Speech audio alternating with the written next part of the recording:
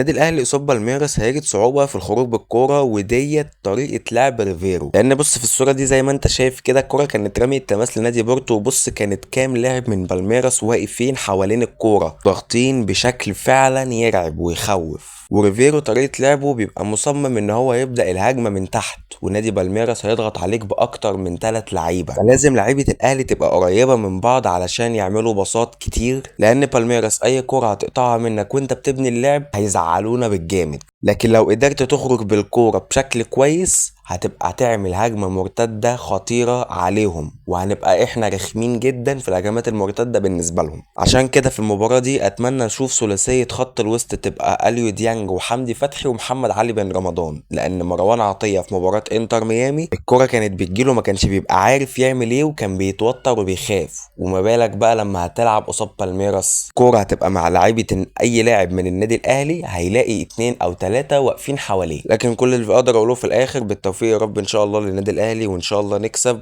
علشان نصعد باذن الله لدور ال 16. لكن هي مباراة مش هتكون سهلة ابدا.